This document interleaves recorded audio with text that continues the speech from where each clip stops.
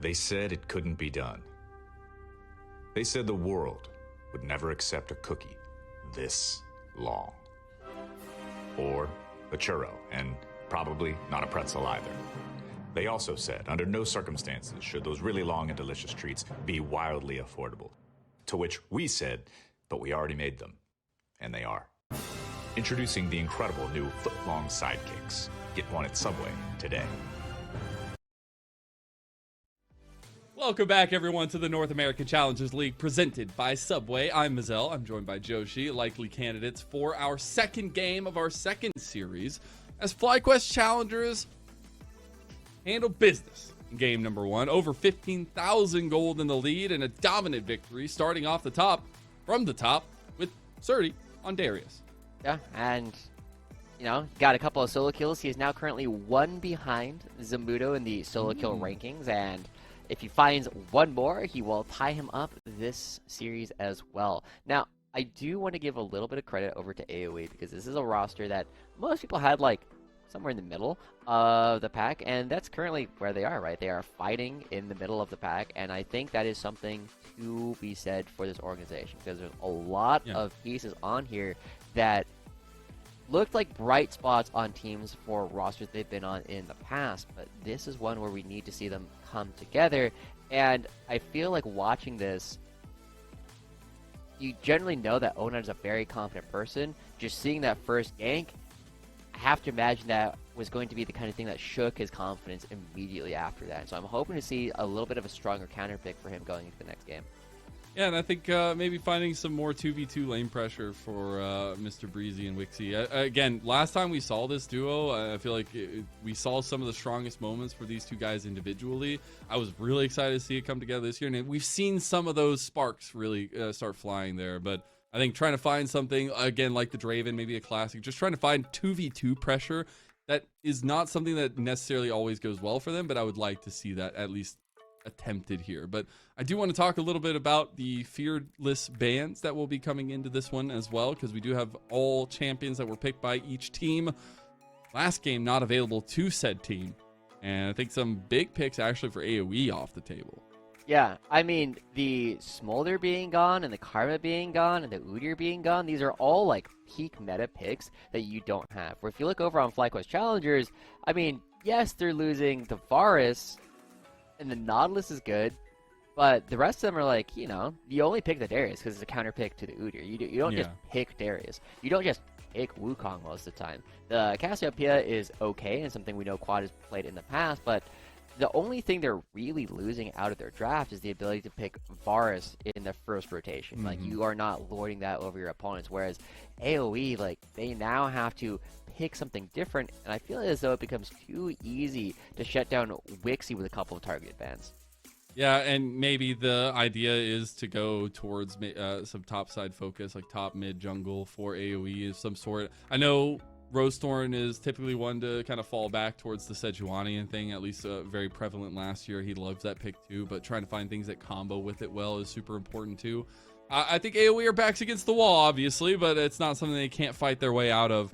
And I think it comes back off some really good decision making there. FlyQuest Challengers, on the other hand, feel like if it ain't broke, don't fix it. Keep top lane focus, get some resources there for Surdy, and let the rest do the work itself. Yeah, I was wondering if we were going to see any attention from Rosethorn towards the top side of the map in order to try and salvage Zamudo's lane. That didn't happen, and so it didn't matter that I don't think Shaden went top during the laning phase at all, because he didn't really need to, right? The only thing I do kind of want to see from AoE, like we were saying, is you need to get winning lanes this time around. They ended up picking themselves into positions where they didn't have the tools to do that particularly well, and I think if they were to go into this one, if you just pick the best lanes that you can, I think that will be your best opportunity, because FlyQuest can sometimes struggle if they do not have a lead early on. Yeah, and I know, you know, winning is all good and well. I think we heard from Rocco Best yesterday, but it's seriously about using the games that you have to grow as much as possible. So I could see a world where FlyQuest Challengers try out one of the strategies they wanted to do, which is maybe a little bit higher execution level for them. But I would be curious to what we get in this second game, because there is the possibility of a big miraculous comeback from AoE, but I think when you look at it, it was a tough game in that game number 1. There was not a lot going for them. So just kind of resetting that mental in a tier 2 league is super important. Yeah, and hopefully we get a chance to talk to AOE at some point, because it is the kind of thing where, you know, if you are, you know, when you lose a game like that, it can be demoralizing, but you also have teams that would be like, oh no, that was funny. Like, I knew the game was over like 4 minutes in, so like I didn't check out, but I did not attach any part of my ego to this game at all. And I think that's the big thing to see coming out from AOE. But it is definitely a position where I want to see AOE continue to succeed. I think in particular the player that is most interesting to me is Onat on this roster. We've talked about him a couple of times so far, but we have seen this guy have insanely high highs. It's a big matter of like if he can consistently do that, because it only seems as though that tends to happen on a couple of champions. I loved it because in the offseason, he was subbing into all the combines that were lacking people or people that didn't show up, things like that. And he was just bodying people left and right. He was playing top lane. He was going all over the place. It was so funny. We'll see, though. We're getting game number 2 now. Let's go ahead and pick up the bans and picks, as it is AOE on the blue side with FlyQuest Challengers on the red. See if that changes anything and it's outright. But again, like you said, AOE focusing on winning lanes, trying to find some at least priority there is super, super crucial. The TF first ban, though. Yeah.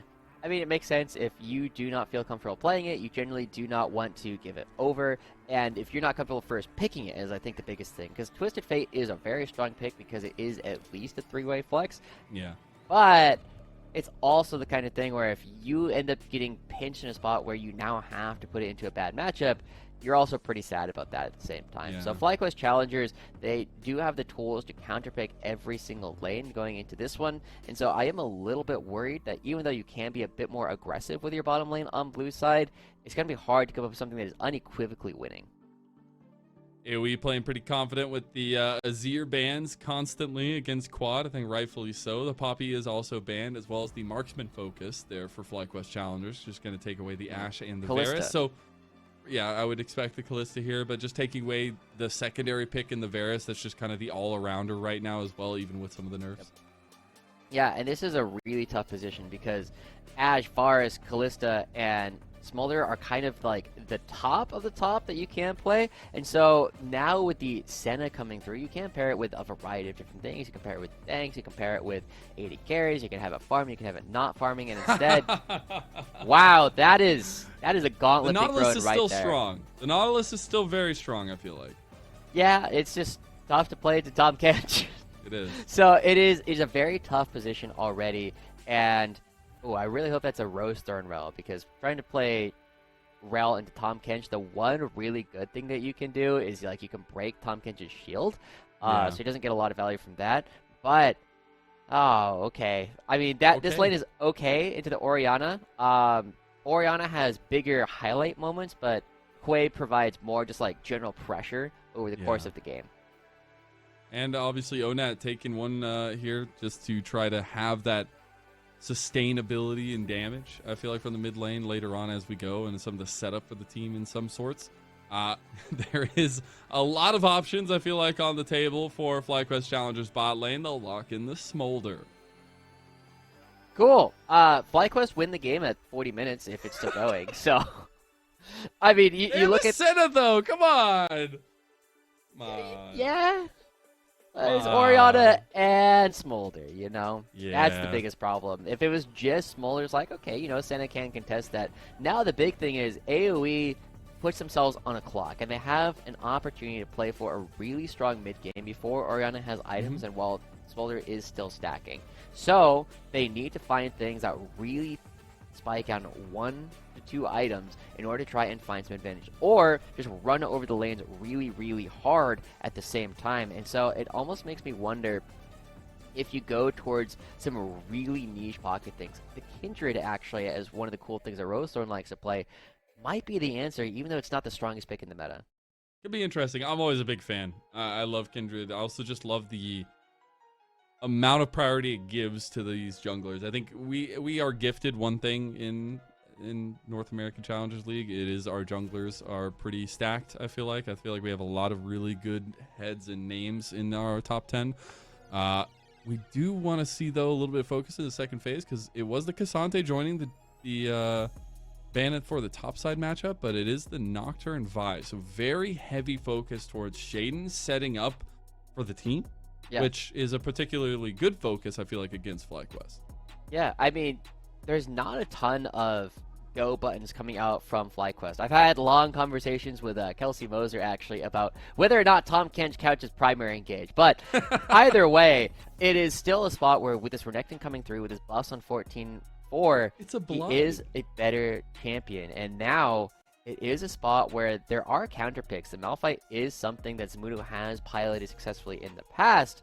The Xin Zhao does spike really hard on one item. Malphite is not a character that really likes fighting at that point, which is my biggest complaint if they end up going that. I do like the Xin Zhao a lot, but I want to see like something else that can fight on one item. And honestly, Serti's just saying, bring your masses, bring whatever you want. I'll blind pick Renekton R4, because why not? And they're saving the counter pick for Shaden, who now knows what the jungle matchup will be. So, given the Darius first game, give Shaden the resources second game, seems like the play. Yeah. That's a fascinating hover right there, coming out with the silence hover. I know it's not likely to be played, but now I do really want to see Shaden have something that has a bit more engage potential to it. Sejuani was a champion he had a lot of success on with the Evil Geniuses roster back when he was playing with Ryoma in particular, where he really started getting better at this champion. Now with this, I mean, there are tools on AOE that are nice to have later in the game, but I really worry that you can't choose to play a scaling game into a team that is better than you in the early game. And now the Sejuani giving a lot of engage potential at level 6, but also just providing a ton of skirmish for the matchup, and especially from mid lane, things like that. The question does become, once teamfights come around, is the execution going to be there for AoE? Because I do feel like they have some of those options, a lot of spacing availability to them. But again, the hands diff, those kinds of things definitely playing into FlyQuest Challengers' favor here. Do we see the bot lane focus come into focus whatsoever for this one, especially for AoE? Excuse me, I mean a little bit. You do know that the center Rel has some opportunities to be aggressive, and you can stack Wixie's souls reasonably aggressively on the Tahm Kench. But, like, Senna is not usually aggressive enough to prevent Sajed from also farming his dragon stacks. You know, it is the spot where he is going to be getting a lot of damage right on back in order to make Breezy suffer for every single time he tries to aggress onto Chive. And you are seeing a lot of safety for the backline here of FlyQuest Challengers, and Zamudo will need to be careful with the way he's trying to play, because if he ever goes for an ultimate that Chime is not going to get hit by, it is just going to be a great spot for Sajed or Quad or whoever, because they're just going to get eaten out of the ult. Yep, it's going to be interesting to keep an eye on. We're into the game now, though. Make sure you're spamming in chat, AoE or FlyC for either team. I think it's going to take this win, and AoE need this to push it to 3. FlyQuest Challengers on the cusp of going 7-0 in a 10-team league. They also have next week off, if I remember correctly. Yep, we will not see them again until week 8, where they will play Supernova and Raj Alliance. One of those should be fairly straightforward, but Supernova, as the other team, currently tied with Maryville, trying to find their way. That will be a bit of a challenge coming in for the FlyQuest roster as well. But Maryville put Supernova ahead of FlyQuest Challengers. For yesterday's game. Interesting. Wow. I mean, we'll see. Who did Supernova lose to again? Supernova lost to Maryville. Oh, okay. That's funny. There has to be like some scrim information. I would not be surprised if like FlyQuest Challengers scrimmed more with LCS teams than they did with other Challengers League teams. Interesting. We'll get a whole G2 spreadsheet at the end of the season. God. That was the dumbest spreadsheet I had ever seen. It's like, oh yeah, we are winning scrims. I'm just like, I don't know if you know this, Lennon, but my Warhammer record, I win about 40% of my non-tournament games. And I win about 70% of my tournament games. There's not the same. No way! Sadly, you know, I'm part of the training in that, but that means you get some wins. You won the last one. I don't remember being that successful, but you know, it is what it is. So now I do want to see actually bot lane a focus onto the only level 1 bot lane of FlyQuest Challengers. I love the early 2v2 from Breezy and Wixie. That is good. I mean, you do need to be aggressive in this lane, and punishing Sajed and Chime. This is one of the only weaknesses that we have been seeing from Sajed, is he needs to improve his laning, right? Again, very similar to, I always like to compare him to Masu, who is one of the other players that we had a lot of success from previously, where it took him some time to actually like level up his laning, but he finds angles in team fights that a lot of other players can't even imagine. So Jed can do similar things. WXY and Breezy, preventing him from farming this aggressively early on, is helping out quite a bit. They're going to hit level 3 now before Sajed hits level 2. Quad is working on Onat mid lane right now. Ton of trading being done in favor of Quad, at least so far. Obviously, TP is still available, and that is kind of the flow of mid lane now. You're trying to trade health bars as much as possible. But Roadstorm and Breezy making a move. Yeah, I mean, you have to create some pressure, but Onat is like, no, don't worry, I'm going to back away and teleport back in. This is part of what Onat is so scary for. He is such a strong laning mid laner. He's going to create so much pressure there. At the same time, overall, the jungle will be done a little bit faster by Shade, just mostly because he is playing the Sejuani instead of the Xin Zhao. Up at the top side, now I do want to say, the press the attack build, you can see a lot of W max builds coming out from Malphite having a lot of success in this lane, and one of the biggest ways that you showcase skill as Renekton is you prevent Zamudo from backing and keeping him at 0 mana for as long as possible, so it becomes a game of attrition more than anything else. And Zamudo getting his first back off right now, oh, never mind, see, this is it, right? Sergio's like, if you ever back, you're going to be missing like half a wave or more, and as long as you're missing half a wave or more, it is worth my time to keep you in this lane for as long as possible. But this is a spot where, because the wave fully got him, Zamudo can back away and will not miss anything when he teleports back into lane. So ultimately, it looks as though Zamudo's actually done a pretty darn good job at surviving the parts of the lane that are tough, comes back to lane with a Warden's Mail, and now he should actually be in a pretty decent spot in terms of going for tussles for the next little bit. Yeah. And again, he went down early against Surdy last game on the Darius counter into the Udyr, and he still was able to keep consistent with the laning phase at least. And that's the thing I highlighted earlier, is like, I've talked to a bunch of players at this point. Every time I mention Zamudo's name, it's like, oh, well, I can't believe I forgot about him. He's so good. Yeah. It's been interesting to watch his growth on AOE as a whole. But FlyQuest Challengers, they have some studs on their team for sure. We're going to see some fighting go down here as well. I think Shaden does get spotted out here by the ward starting the grubbies. No real response, as Rosethorn had just reset. Yeah, it's very tough to go for it. We'll see how many Shaden actually chooses to take here. Definitely going to get the one, still on vision, and he's going to be committing for even more. And I don't blame him. The Hextech Dragon sucks, so go ahead and give that one over to Rosethorn. It is A-okay. Make sure you get the actual objective here in... I've heard a lot of names for these. I think Kevin's has become the most common one. Telegrubbies. I like the Telegrubbies. Either way, they're episodes of the Telegrubbies. Every time they spawn, it's 1 episode, then 2 episodes. So typically we have 6 episodes a day.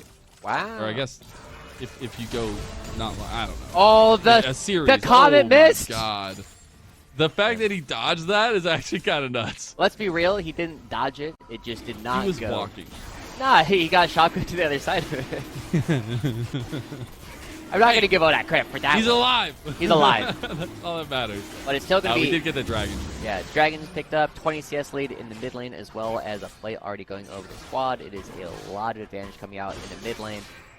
In the bottom lane, though, also 20 CS advantage going over to WXY, so they're doing a good job preventing Sajed from farming rather effectively. And the top side is still not a lead coming through from FlyQuest. Now, one of the discussions we were having before about the lack of flangles that we often see coming out from FlyQuest does mean that they can get forced into front-to-back styles of fighting when they really don't want to be. And this is a game where, at least early on in the game, while Renekton is still dominating the play around the map, it is definitely the situation where you want to be able to find some of these flangles in order to make Onat and WXY uncomfortable. Breezy gonna dodge out there as well. I do also find it curious though, because we got the triple TP comp from FlyQuest Challengers, realizing that, you know, if they can just keep pressure in lane and stay alive and stay at least consistent there, they do have a very strong late game, as you kind of mentioned in draft. So interesting to see them use a little bit of little tweaks to make that happen. Yeah. It's very entertaining watching Smolder just walk around too, because sometimes it looks like he only has 2 legs, and it's kind of like, oh, he's like a little bird. It's like, Don't hate up my little dragon. I love Smolder. He's great. Look at him, he falls down. It's so cute. Yeah, he kind of looks like a little bird when you can't see his hind legs, you know. That skin in particular is impressive. Onet, no! Why does the communication line keep getting cut off from O-Nation? Quad gets first blood. No, just going dark, and now Quad can hit this and also threaten to move with Shaden as he doesn't quite get the smite, but still, it's not as inventive as what we were seeing from before, but it's also a very straightforward play. Shockwave into the Glacial Prison. Yeah. Good job. Yeah. Oh, we did it again. Ooh. Breezy, Wixie trying to be lethal down here. Trying to take down a little dragon. They've gotten their best dragon hunting clothes on. They're going to take down Chime, too. I don't know what happens when you kill a catfish and a dragon, but they're going to try to. Yeah, I really like that from Chime, actually. He autoed Breezy 3 times, used the Q for the stun, and then started channeling his W to make sure that Breezy could not interrupt his escape. It's the little things. Little things, yeah. Rosarn trying to see if there's anything here. He might be able to interrupt Sajed, but no, choosing not to go for that at all. And look at the vision control around this mid lane as well. There's been a control ward in the top line brush for basically the entire game at this point, and the bottom line brush just got cleared. So FlyQuest Challengers have created so much safety for Quad. It's part of why he's been so able to be aggressive in this mid lane. And it's part of why he's got 2 plays already down. Well, I mean, he's got 2 plays, and he's also got like 30 CS on Onet. I mean, you wonder why we're almost at a 2K lead under 10 minutes for FlyQuest Challengers. It's because of a lot of the map state that's going down. Now we have a play on bot side. Beautiful Magnet Storm from Breezy. Sets up on the Chime. Chime's going to try to get out of that one, but he can't. He gets denied, and Wixie gets the kill. We're 1-1 now. Yeah, well done to Breezy. Getting that one started is going to be giving the money over to Wixie and Rosethorn. Uh-oh, Sajed. Okay, they're backing away, not actually going for any kind of dive. All right, you're totally fine. That's my bad. Okay, I'm going to stop that there, but it is still going to be a spot where overall it's only cutting into the gold lead a little bit. Finding that kill over to Wixie does mean that this Senna will be a bit accelerated, but the rest of the mid game for around like the Rift Herald fight, it should be still dominated by the Renekton and the Sejuani. And then after that is when Wixie will start having a bit more play. Onet will have more play. Rosestorm will have more play. But until then, it is still a very tough position for FlyQuest Challengers after Renekton is no longer dominating the game. If a predator hunts you in the woods and doesn't show its face, is it really a predator? Well, I guess we're going to find out real soon. Wixie going to flash out. Still gets a Glacial Prison. Cleanse out. He's trying to survive. He gets devoured, though. And while you're taking up those tower shots, Shy getting a little low. He's like, I got to take this one, bro. That was ridiculous. The fact that these 2 tanks just have enough damage to kill Wixie through Flash and Cleanse. Crazy stuff coming through. They will be trading out the grubs on the top side of the map, but there's also buy some much needed time for Sajed to be all by himself in the bot lane, recoup some of the CS differential that he had lost, and also farm some dragon training stacks that he really needs. Now, 2 grubs going over to Rosethorn. Now he moves towards the mid lane. Quad doesn't know yet. Quad has no idea. Oh! Onat's on a revenge arc. Really nice amount of damage there. And the Spiraling Despair flashed out of Quad makes it out alive. Wow. Really, really good play from Quad. The fact that Rosestorm was able to get around that and just appear in the mid lane seemingly out of nowhere made Quad in a really uncomfortable position. The fact that he is living, still able to play, and can potentially play for the Dragon gives them a lot of opportunities. Remember, both top players at this point do have access to the teleport, have both completed their first item. Dragon number 2 for AOE could go down, but Shaden doesn't want to give it over. TP coming down now as well. They go in with Mom. A lot of damage being done by Sajed. AOE are a little bit scattered right now, but they're going to regroup. Witsky is just in the back line by himself against Chime, and Surdy helps get a double kill for Quad. Oh, no! It is doomed! It is dusted! And it's an almost ace for FlyQuest Challengers! I have high hopes for this game. FlyQuest Challengers, though, absolutely taking control of that, but this is one of the things that we've been looking at, right? FlyQuest trying to take a situation that is not a front to back and put Wixie in an uncomfortable position right away.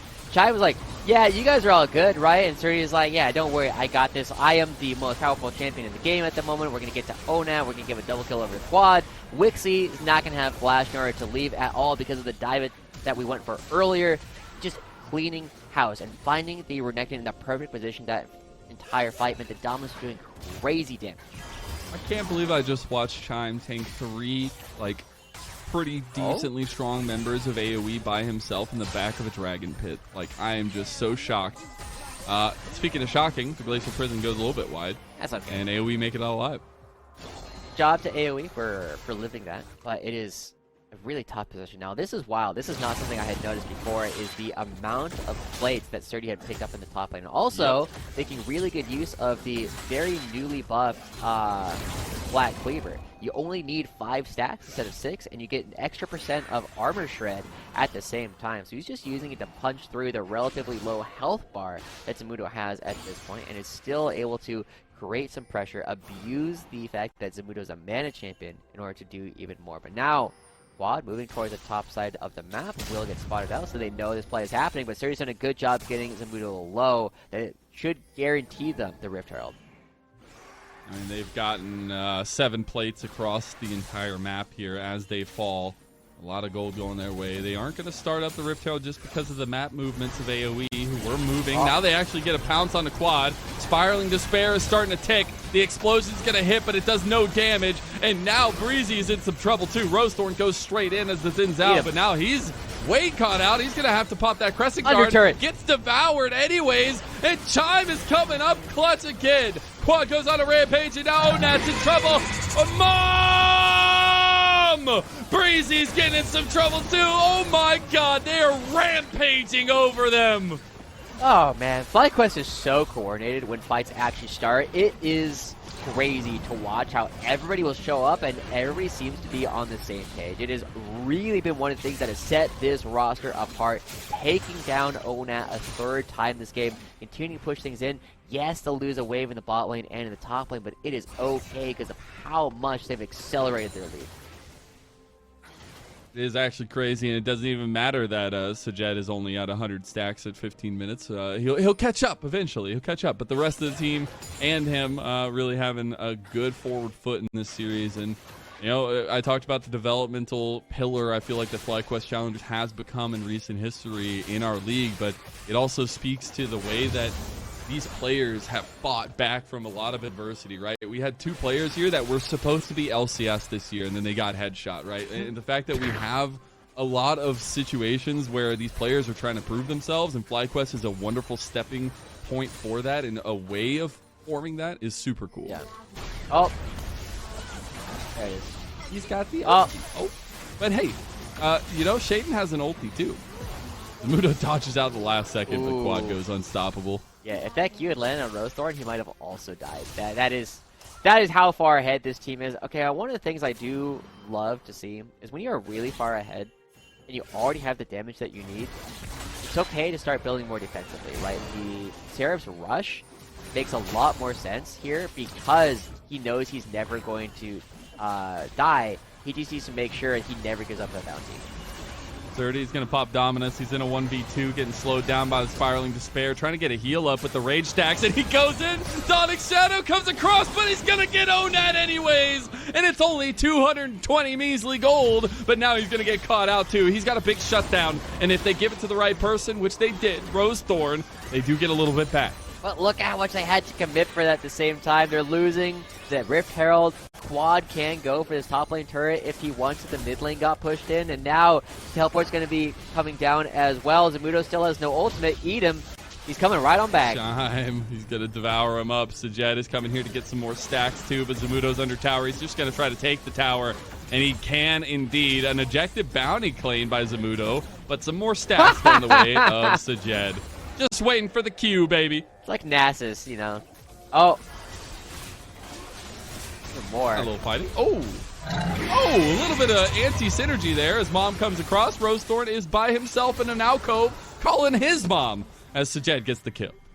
I mean, credit to Zamudo for picking up the turret there, but I feel like Rosethorn could have lived if he had flashed the Shockwave, but, you know, we're splitting hairs at this point. The lead is so big for FlyQuest, they can do whatever they want, wherever they want.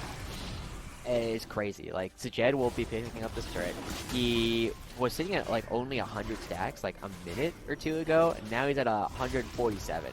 Partly because he's just sitting there and leaving Zamudo alive so he can farm even more stacks, but it is a really tough position for AOE, and you got to feel for Wixie and Breezy, who in particular are the strong ones. So good. Yeah, I think that's the craziest thing is, like, it's not that Wixie and Breezy have been diffed at all. If anything, there's been a lot of fluctuations around the rest of the map, and I feel like Wixie and Breezy have had some consistency so far in the series, even if they've been so far behind every game.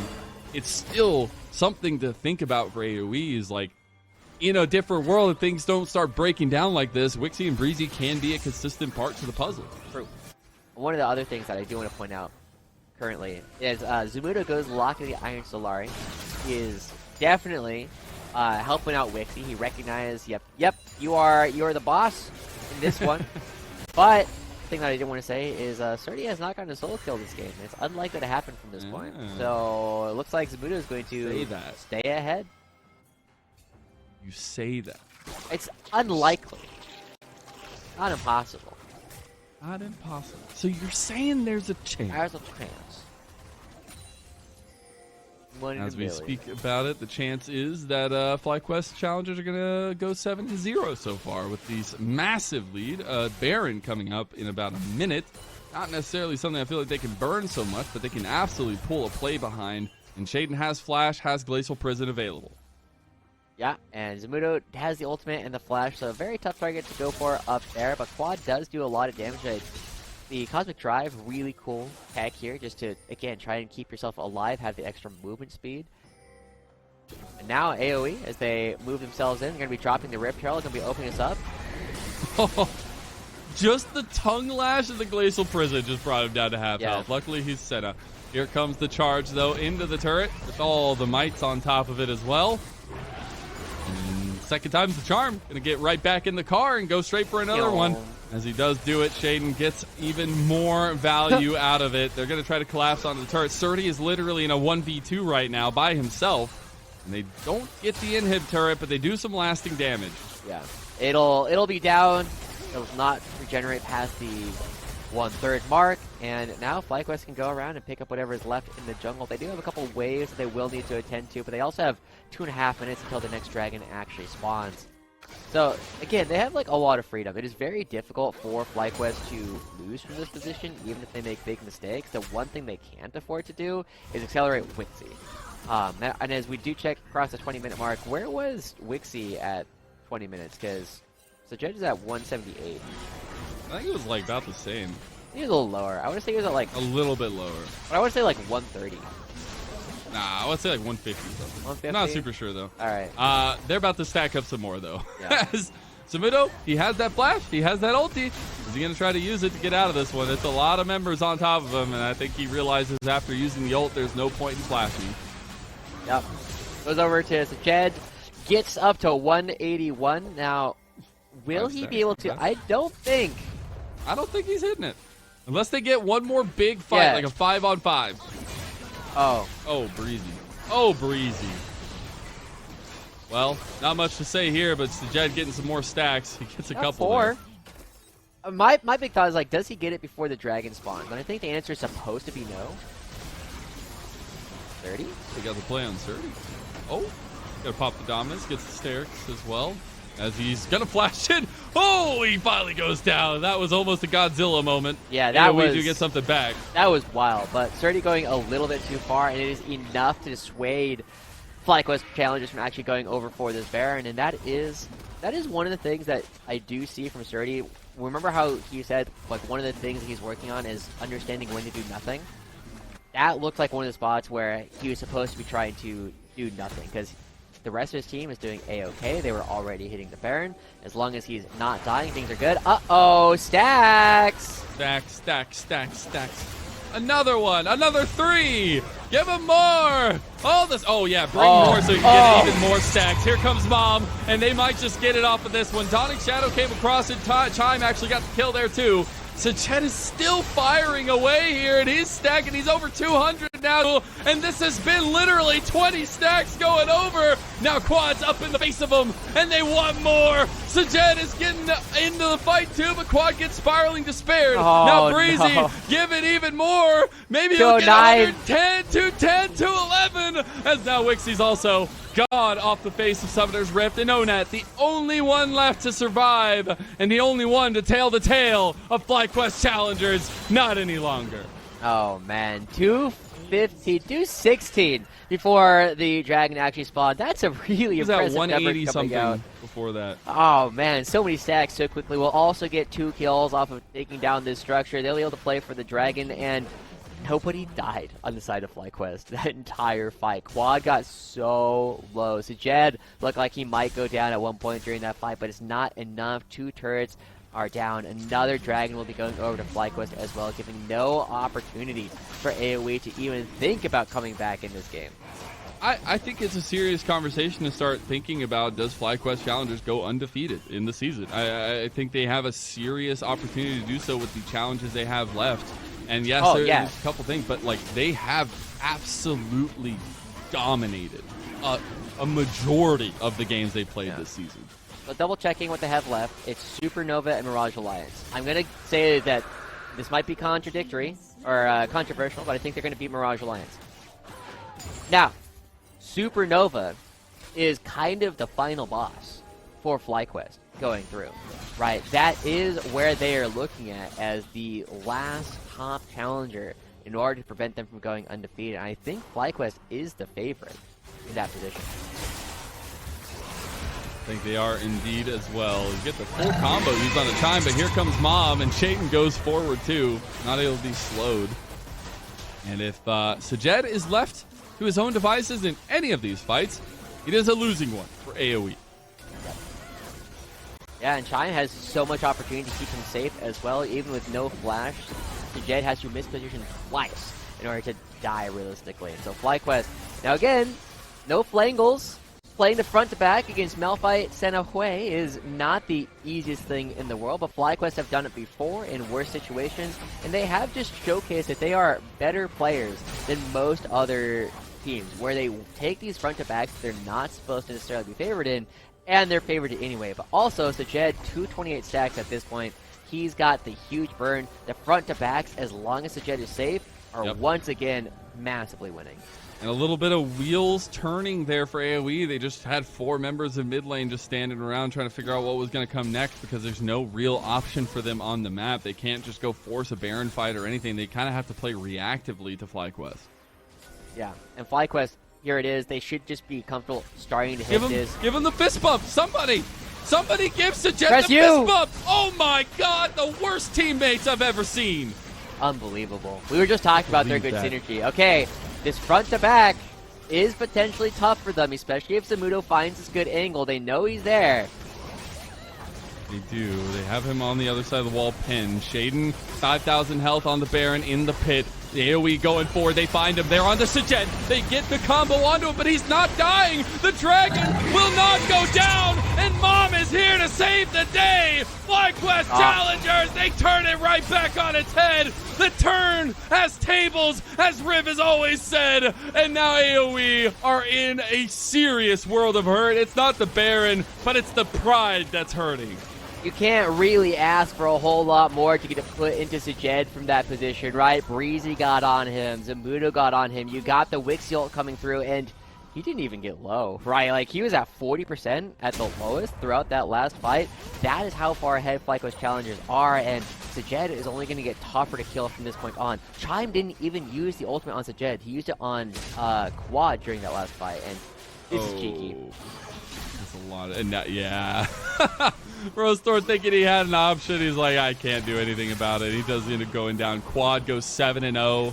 You have Sajed at 5-0. What's up with the Smolders going unkilled today so far? Maybe it's a good champ. Maybe it's Maybelline. But Quad has stepped up to set up this team so far. Yeah, no deaths on Quad, no deaths on Sajed. It has been good. And I'm trying to think of another mid laner that would have made that play that Quad just did. I gotta think of anyone, right? Like, that's the kind of thing, like, you need a lot of confidence for, because if you get, if you run into like 3 or 4 people, you can lose your flash in that situation, which can be really detrimental for an upcoming fight, but ultimately it did not matter, because the only person you came by was Rosethorn, and Rosethorn is the only person with Smite on the team of AOE. Gets yourself a free dragon, and now with a minute left until the Infernal Soul, we'll get to see just how much damage this Orion and Sajed on the Smolder can really pump. We're almost at 4 items, 3.5 for both of the carries here. And we do see them forming ranks around this pit. It is mid lane that AOE are trying to clear out a little bit to get some, at least pressure somewhere. Yeah, I think it's too late, right? Like 11,000 gold. We can watch Wixie in the next fight, see if he's able to get anything done, because unfortunately Onat, too poor at this point, doesn't have enough items, and FlyQuest will just kind of push through everyone. Here comes a TP from Zamudo. That is very deep. Wait, it's gonna take him a long time to get here. Really deep. Wait, I think I just saw a blue trinket used from AOE on Zamudo. I don't know what's happening. I feel like a little breakdown there. TP's coming in from Surdy. Things are all over the place right now. Oh my goodness. I feel like I have chameleon eyes to look at all of this. Zamudo is getting taken out. Breezy's getting taken out. Sajed has literally been untouched. And things are falling off the hinges for AOE. And FlyQuest put it into little kids' hands. That's going to be a tier 2. And FlyQuest running away with this game. I respect the attempt from AOE. That's how far gone this game was going. You need to throw the Hail Mary. It's the only chance you have to get anything back. But FlyQuest, like you said, they will continue to 7-0, threatening to have an undefeated season. One of the first we have ever had in the Challengers League. I made a call yesterday, undisputed, unrivaled. Well, it's just that to continue here. We will not see them again next weekend, but they will ride off into the sunset, at least for now, in beautiful fashion. A dominant, and I mean dominant, series from FlyQuest Challengers. Yeah, nothing really in doubt. They had, again, only a couple of small missteps, and I think that's the thing that's going to set FlyQuest Challengers apart, is they will look at these games and be like, but we didn't win perfectly, and that is what a team that is continuing to try and get better needs to do. It doesn't matter if you won, you still need to know if you could have won harder, and that's something that FlyQuest Challengers is so good at. Well, we're going to be stepping away for a short little break, and then we're going to be speaking with Sajed afterward. They said it couldn't be done. They said the world would never accept a cookie this long. Or a churro, and probably not a pretzel either. They also said, under no circumstances should those really long and delicious treats be wildly affordable. To which we said, but we already made them. And they are. Introducing the incredible new foot-long sidekicks. Get one at Subway today.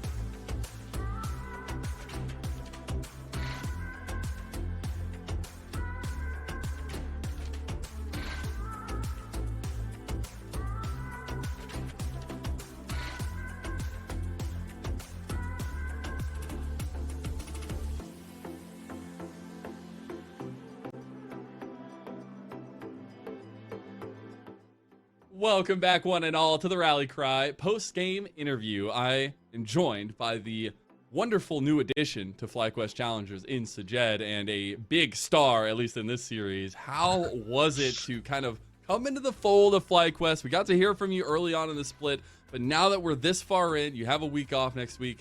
What has been the growth pattern you feel like for this team? Why is it working so well?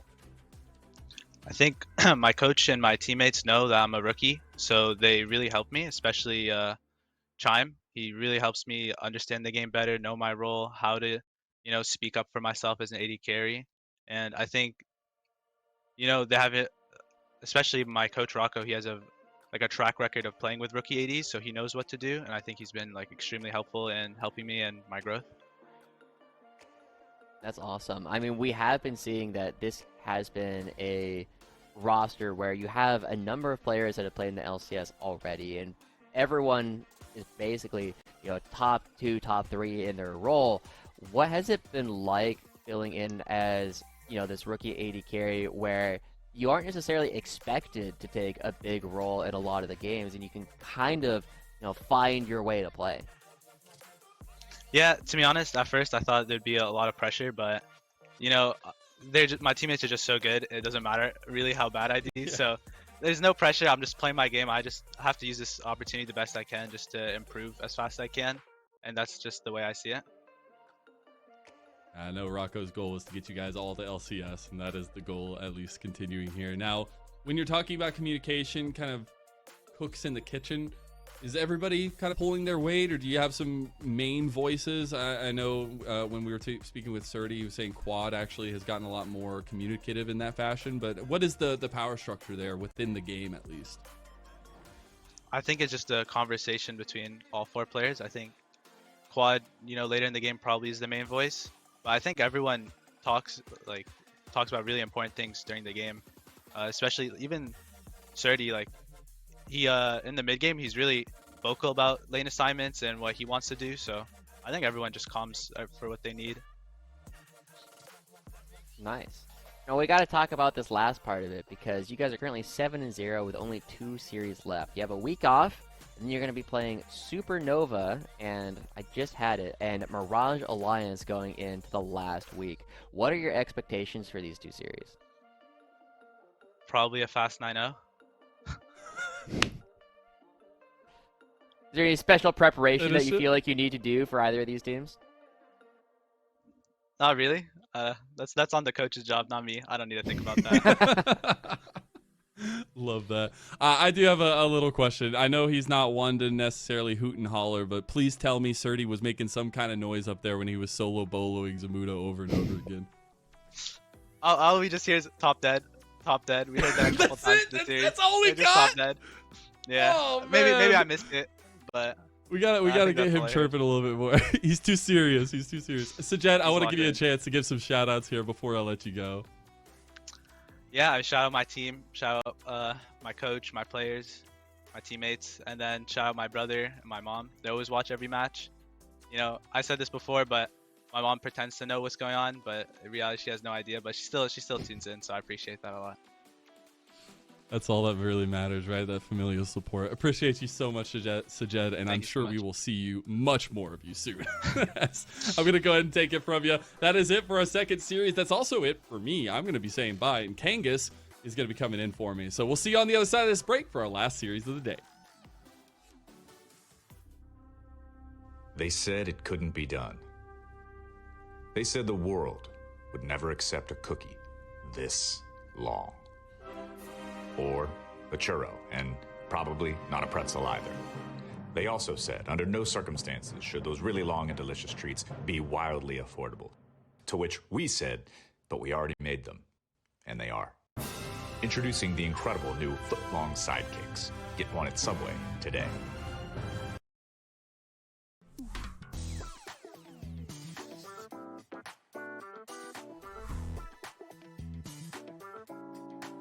I think TLC will win. We'll have no issues at all. Probably FlyQuest. I hold a lot of respect for a lot of their players, so probably the favorite to win. Can I say myself? Yeah, I think FlyQuest is the favorite to win the split. Area of Effect Gaming. I think they're individually just so cracked that it doesn't matter who they're up against. Well, that would be my team, because it's my team. I mean, who roots against themselves, you know? Us or FlyQuest, because I think we're the best two teams. I'd say it's probably FlyQuest, I mean, or ourselves. I mean, I can't ever count myself out.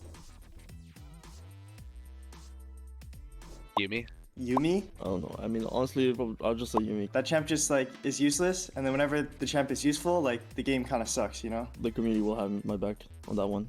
So yeah, just Yumi. Well, this is embarrassing. I think it's Zoe. She's just the mid lane champ that wins jungle matchups, and I also don't even really want it on my team, so I just say Zoe. Zed. I hate Zed. They just farm with Q from far, and then they think they're good when they press R. I think like if you're a Zed OTP and you can play Zed and you like have like the basic combos down, it shoots you up like a whole tier at least. I think I'll choose Zeri. Kind of like the peak of Zeri Yumi meta, and like Zeri Lulu meta was kind of the bane of every top laner. I want to dunk on Shochi. He's a good friend of mine, and he's a good laner, and I want to dunk on him. All of them. All of them, but in particular, every support player that exists, hands down. Just pick one. Quad. So badly. So badly, actually. This guy has 87 LCK games. He just dropped 2 nukes in his most recent game. So if I can drop a nuke on that guy, then it's gonna look good for me. Messages unlit. Give him a little reality check. I'll just choose Dragoon. I mean, we're the two like Darius players in NACL, and there's only space for one, I guess. I'll just say that. I just want to be AOE because I think I'm friends with a lot of them, and it would just feel good, yeah.